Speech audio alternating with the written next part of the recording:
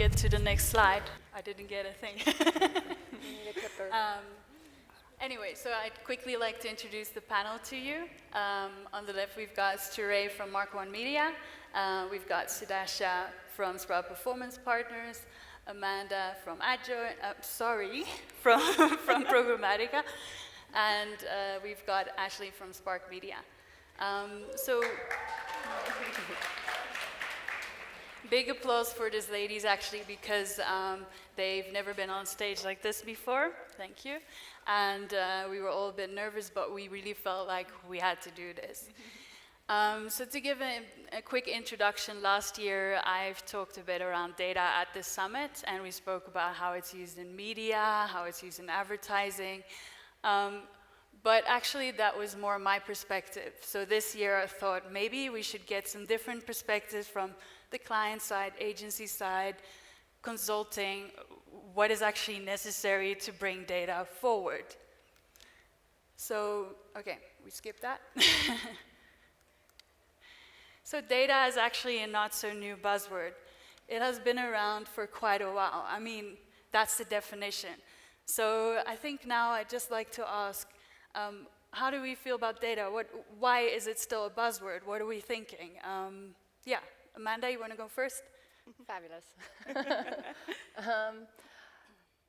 Yeah, I suppose data is a buzzword, but it's nothing new. I think the reason why it's a buzzword is because people have replaced the word information with data. At the end of the day, it's the same thing. It's just information and how you collect that information and what you're doing with the information that you have.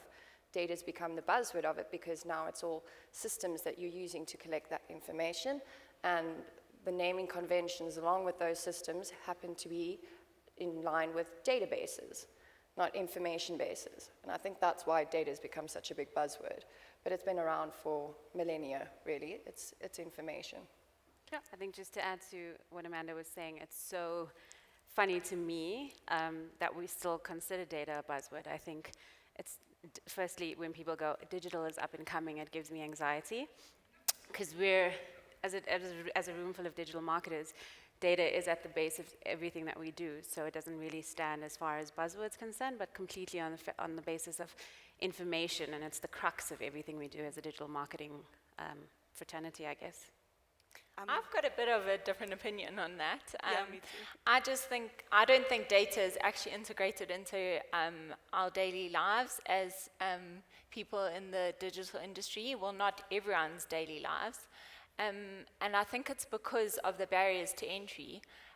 Getting a data management platform is really expensive, and implementing it is quite complicated. And I think that's why I believe data is still a buzzword, because of those barriers of entry. I actually agree with Ashleigh to a certain extent, and I'll tell you why. I think the reason why data is seen as a buzzword is because we don't completely understand how to use the data we have. And so because there's that uncertainty, I think that is why it's kind of new to us. But I do feel that, in my personal opinion, I feel that we're moving into a direction where data is becoming the core of everything. Not only in digital, but in our lives, in our day-to-day lives as well. Absolutely. Okay. Less on the assumptions, more on the actual information, Exactly aka that. data you're collecting. Yeah. All right, so maybe it's a bit scary because there's so much we can potentially do with data, and right now it feels like either we stick to what we know, and also this morning we heard there's a lot of like groundbreaking projects happening around data, but I think on a day-to-day basis, would you agree that a lot of publishers, agencies, clients stick to what they know? Is it hard to play an educational role, or is there not enough information out there? I think there is a lot of information out there. If you need to research something about data or a data management platform, Google's got all the answers. I just think it's people are not willing, or maybe they are. From my perspective, I see that people are not wanting to self-educate themselves on data, and that's the only way you're going to learn, because it's new to the industry. You've got to self-teach yourself about Yeah, there's about no all of degree these. in data. Yeah. Exactly. Well, there are actually, but yeah, I think that's not very common yet. Yeah, I think just to add to that, I think something we find quite common in our day-to-day interaction from a media perspective is there is so much information, there is so much access to things, whether it's internal client CRM data, whether it's access to information on the internet. I think what we should spend more time doing is understanding what we need to achieve from the data, so then you understand like what to extract, what are the golden nuggets you need to pick from that, and then the data becomes powerful, becomes a tool as opposed to a massive information, which is, I think we're very lucky that we have amazing clients and an amazing team where we spend our time interrogating the information, interrogating all the data in terms of the objectives we're trying to achieve, which is how the data then becomes quite powerful. Yeah. I think what's also lacking is, and I think Ashleigh touched on it, I think that educating the agencies, but as well as our clients, advertisers specifically. Yeah. I don't think they realize the amount of data they have at hand and how they can utilize that data in order to obviously get their brand out there. So I think education is a very important part as well. To add to the education, I want to flip the coin a little bit here. Most media companies never hesitate to invest their time, resources, money, funding into the technologies in order to make their companies and their product offerings relevant. But what about investing your time and resources in training the staff to do so? You know, everyone's talking about these data management platforms and, you know, but they're not training the staff on how to use it. So you're spending a fortune on paying for this technology, but the people that are using it, I'll kind of use a car analogy. All right, you can have a data management platform. It's like a Ferrari of systems that you're using. But a person with a standard driver's license doesn't know how to drive a Ferrari. You need to have proper training. You need to get professionals. You need to get coaching on it, you know? Absolutely. And then you're able to utilize it. I agree, Otherwise, and it's not being utilized where it needs to. Yeah. Okay. Okay. Okay, so we've been talking a lot about SONA, and it seems like every year there's roadblocks all over Cape Town. There's talks about what we actually did this year. But I think it's very important that we in the media also think about where are we right now, and then evaluate in a year where we're actually going. Because when I was up here last year talking about data and audiences, I see some really exciting projects that have really moved the industry forward, but I feel like we can really do more to move the industry forward.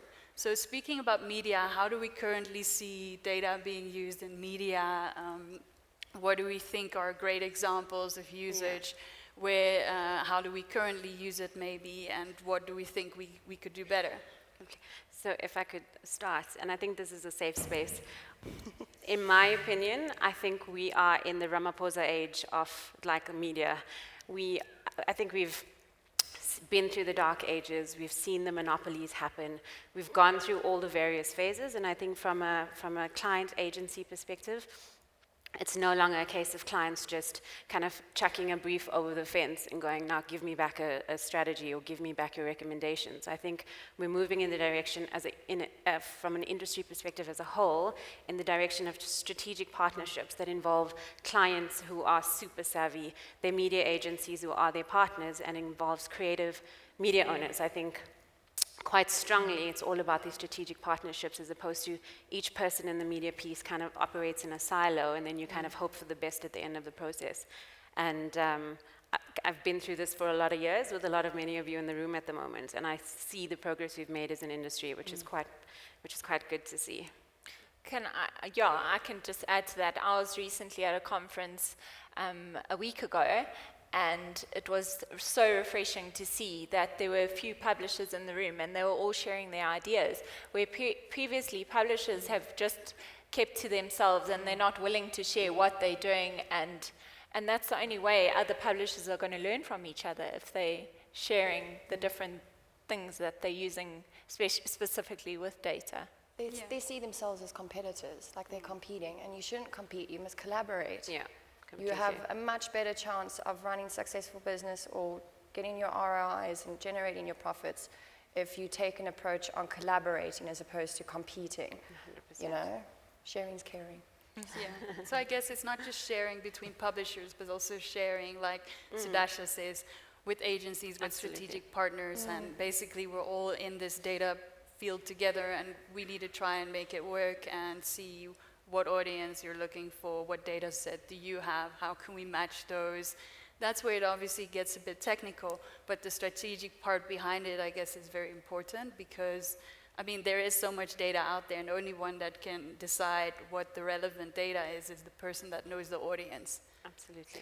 And also, I think we all have different audiences. One publisher might have a men's-focused audience, where some other publishers have a female-focused audience. So if you've got a men-focused audience, you're never going to have a female-focused audience. So you might as well share what you did with that audience, and you can take that lesson onto. Yeah, for Yeah. sure. Okay. Then programmatic. So we all work in the programmatic field, and I think even last week at the Google event, it was still mentioned that it's important to get the right ad, right user, right time. But I think that should really be the minimum expectation. I think the first time I heard Google say that was about 3 years ago. So how come that we're maybe not as far as a more developed market would be, like the UK or Europe? How come we're not there, and what would it take to get us there? Sorry. I think it comes back to education. I think it's, I honestly feel that once we get the education right, whether it's educating clients, whether it's educating agencies, whether it's educating the people doing the work, whether using the data, I think that's where it starts. I think something that we're also struggling with in our industry is the shortage of skills. So we always find, and I know this is relevant to everyone in the room, we always find that we're poaching from each other because we can't find people that's got the skill set. So I think it comes down to that again. I think, and I mean, that's absolutely a huge part of what we see in the industry, but to add to what I think my bosses preach, it's a case of opening your mindset to the concept of what isn't new anymore, but it is different. And I think if you're used to being in an industry where things were done a certain way, and you had a process, and you had like boxes to tick and things to do, and you just followed that, it's almost become easier, I think. I don't know whether that's a South African thing or whether it's just a general industry thing, but I think we're less open to change and less open to kind of trying new things and experimenting and supporting each other in that journey. And as the ladies were saying earlier, if you're competing, no one's open to sharing the knowledge and sharing best practices and sharing, actually, this is what we tried and this is what we learned. And so I think just being open-minded is probably one of the things that's holding us back. We're holding ourselves back as an industry because we think, what's this programmatic thing? Why are you bringing it to me? When I can do chase lists and media plans and the things that traditional agencies would do. So I think that plays a huge part. Okay, so let's say if there's one thing you could do to move the industry forward, what would it be? Would it be getting the skills? Would it be investing in a DMP? What are your thoughts at? I'll definitely start with this because this is something, again, I sound like I'm preaching the same thing, but I think for me personally, and this is something that I want to work towards, I think it's definitely getting the skills. So I think starting with, I know at Mark1 we do an internship program of 6 months where we actually do intense training, teaching campaign managers how to manage campaigns, how to use data. But I think where we need to take a step forward is actually going to underprivileged schools, educating, because where I come from, people don't know about this industry. If I speak to young girls that I interact with when it comes to dancing and things, they don't even know what digital is, or what the digital industry is, rather. And what happens is, from the area that I come from, we know that in order for us to be successful, you need to become a doctor, a lawyer, or you need to be a nurse, some sort of profession. But in digital specifically, I think because of the shortage of skills, it's important for us to go into underprivileged areas and actually workshop and train. And you will be surprised the type of talent we'll actually find there. I think once we get that right, as we get interns in and we push them out and get them in, we'll actually see in the next year or two, we'll see such a huge change in our industry. I agree on that education, but I also think that it's the willingness to learn, because I know that I've done a lot of training sessions and asked people, if you want any more information, come back to me. I've got lots of links for you to read up on, lots of information, but there's nothing coming back to me. No one's coming back asking for that extra information. So I've had a it's different that experience on willingness that one. to learn. So I had a lunch meeting with a young lady yesterday, and she's kind of in the content editorial side of things on an online publication site. And she's been doing that for about several years. She did an internship with another digital company. And she came to me and she approached me because she, we got chatting, and she understands that my background is more in the ad operations, programmatic side of things. And she understands that being in publishing and you're generating this content, no, the market isn't really paying for it. It's being ad funded. And they need to generate revenue, but no one in that company knows how to monetize their business or generate revenue. She then approached her boss, the owner of the company, and saying that she's really interested. There was another woman that was leaving who was assisting on the ad op side of things. And the boss hasn't really sort of taken the initiative or said, okay, well, here's a young person that's really interested in getting to the more tech nitty-gritty and operation side of things. But he's not interested in investing in her to train her up. So she came to me and she actually said to me she'll happily pay out of her own money because she's finding it so interesting and she understands the importance of it and that she needs to remain current in the industry. And also, if she wants to continue to do what she loves, which is generating and creating awesome content, if that content's always for free, so we've got to figure out a way on how to pay for it to generate revenue. So she's really smart and capable of it, but I just sometimes find that the employers or the companies that have these really talented staff and eager people that are willing to learn are not taking notice of it. They're always taking notice of investing in the technologies, but what about investing in your staff, in upskilling and training them? Thanks.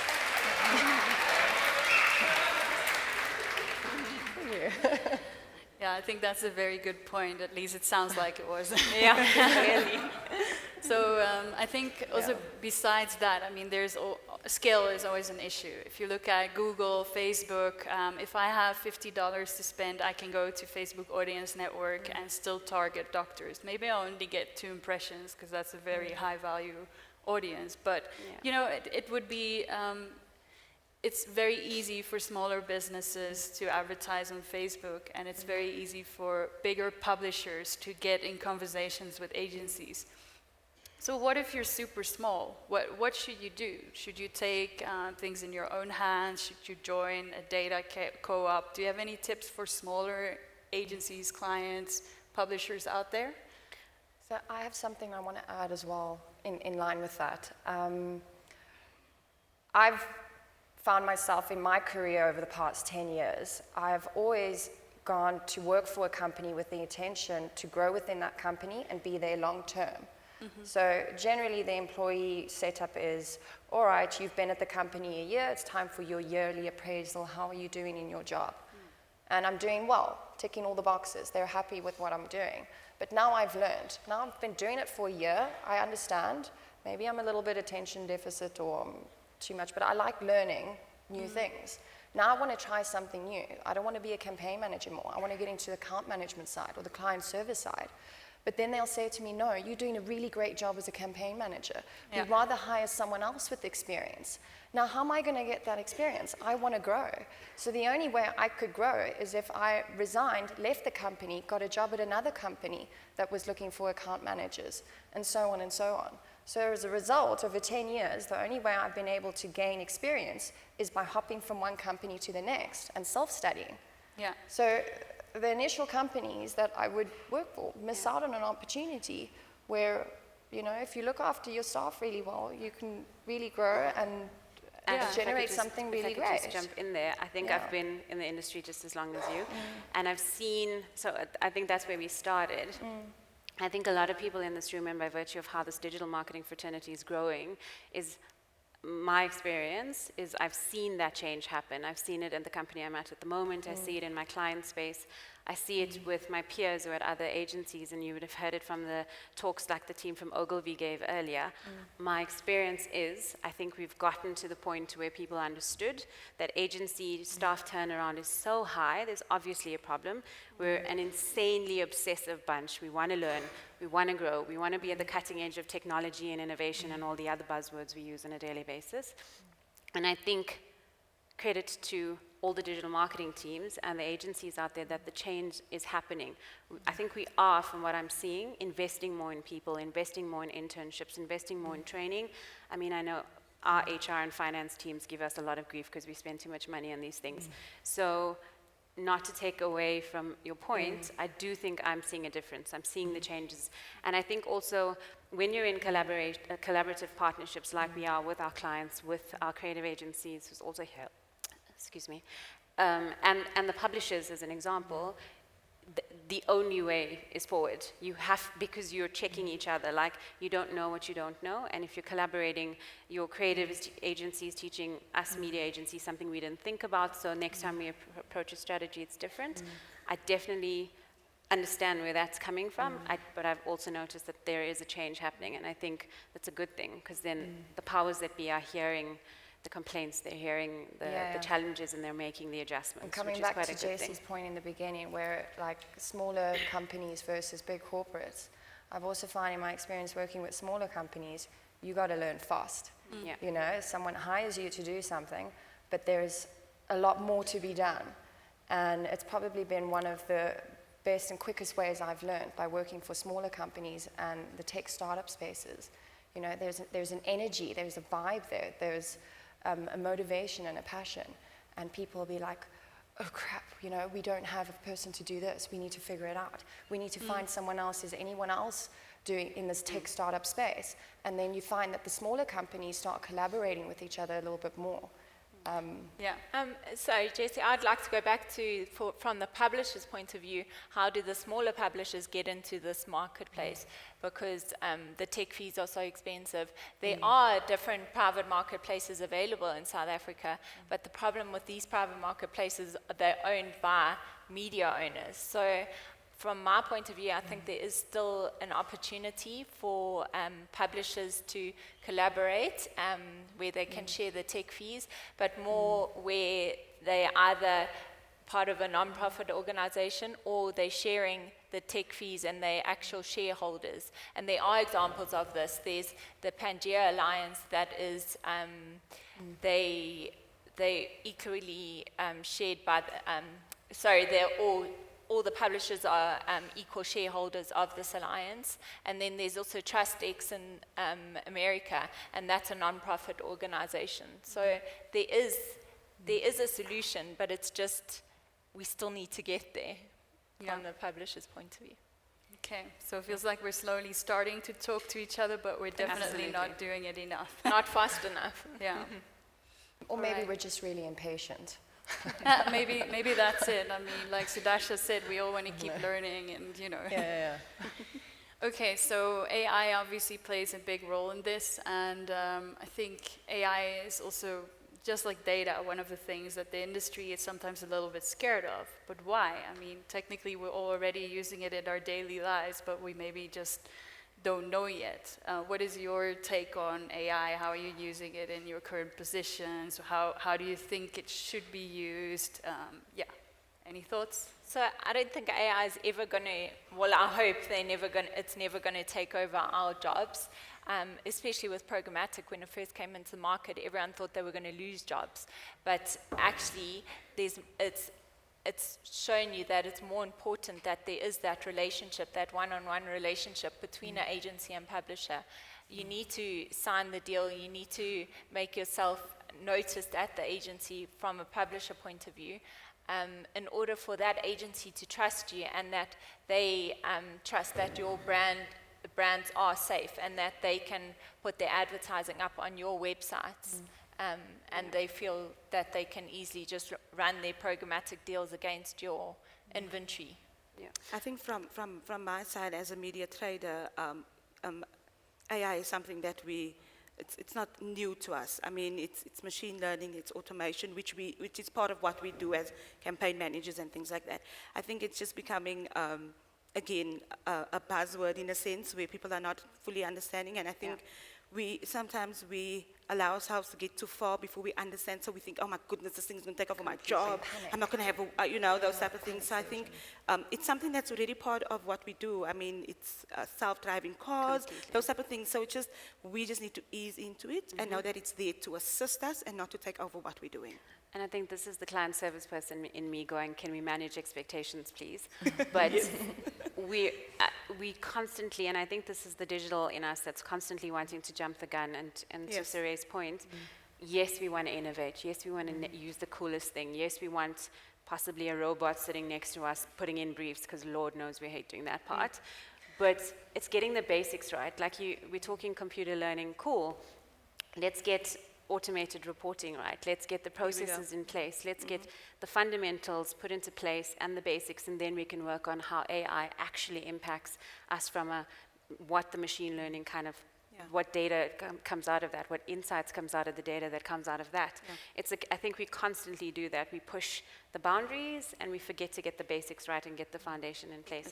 And I see that across publisher side, agency side, on client. Like we always go, what's the next? But we haven't fully solidified what's the now.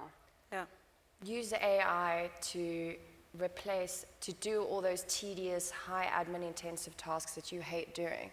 That's what AI is there for. That's why you go in the programmatic route, so that you can let the tedious admin manual processes take over and let it do its thing, and you can get to focus on doing the creative strategy and the engaging elements of things, That's the way I see it going.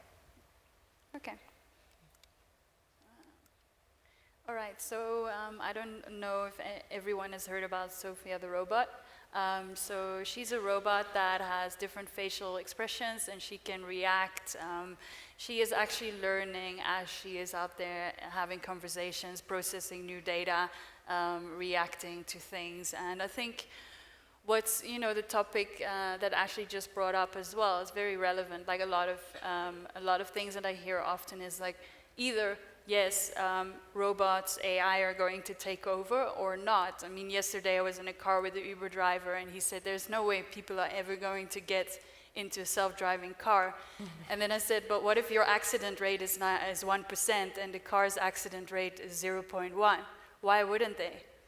And he didn't have an answer. So I think slowly we're starting to realize it can go either way. And my question around this topic is really, and I think we already partially touched on it, where will we see actual robots? Where will we see AI systems implemented? And what kind of tasks will they be performing? Like, will Sophia the robot eventually, will an AI technology be so smart it will be a CEO's right hand on all decision making?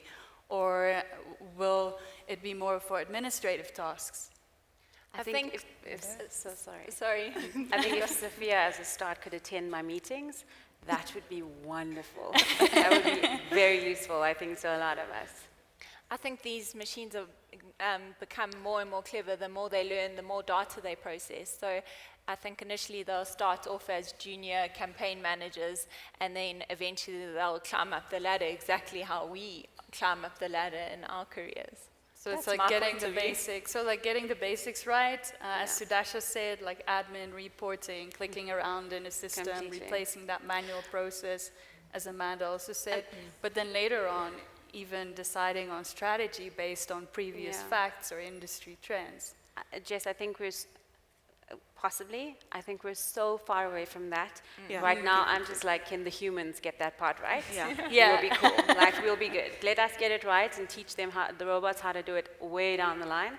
But I think, like we were speaking about earlier, from a Sophia perspective and the rest that are going to be created like her, those things can be used like for manual tasks or for helping, like we were saying earlier, patients who need physical assistance that don't always have care.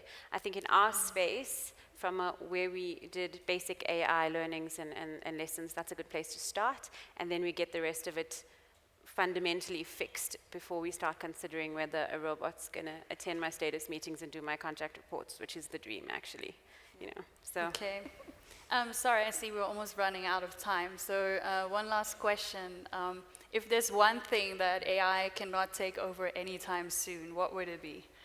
Let's go from there to there.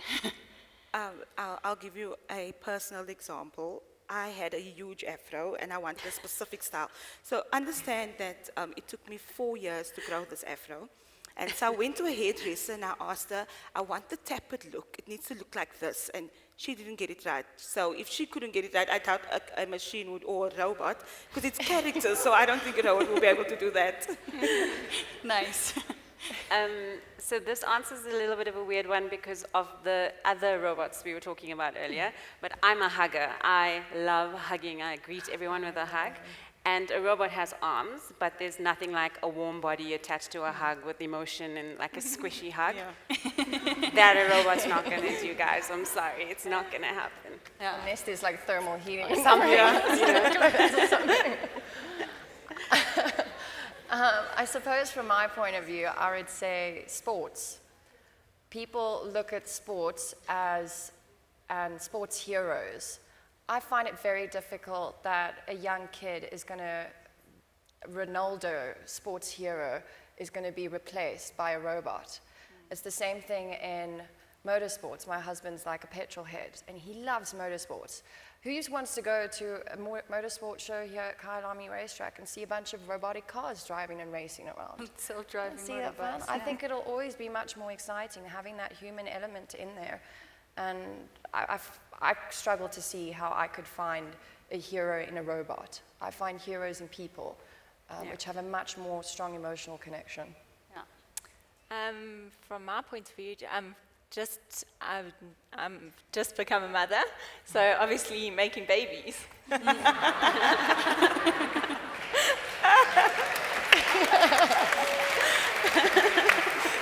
want to take the fun out of that.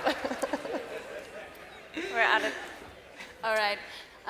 I'd really like to thank all these ladies for their time and effort. I hope you learned something today. Feel free to reach out to any one of us, and thank you for your time.